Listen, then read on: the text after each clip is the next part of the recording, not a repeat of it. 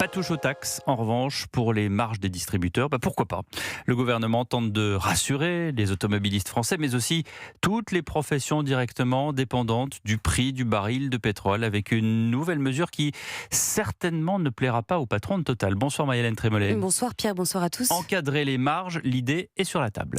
Oui, il s'agit d'un projet de décret qui pourrait durer 6 mois pour que les marges des distributeurs n'augmentent pas drastiquement, qu'elles restent dans leur moyenne d'avant la crise en janvier et en février dernier.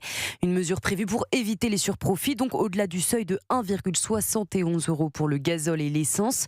Signe que le gouvernement, même s'il n'a pas encore tranché, prend les choses en main.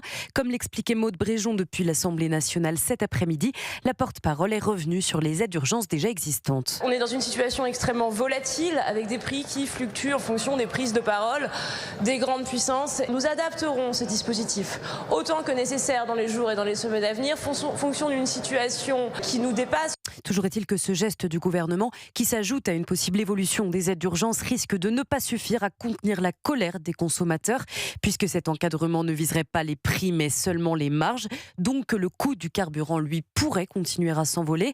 Reste que c'est une manière pour Matignon de se poser en acteur de la crise et surtout de renvoyer la responsabilité de la hausse des prix aux distributeurs, souligne un fin connaisseur du dossier. Merci Marie-Hélène Trémollet du service politique d'Europe.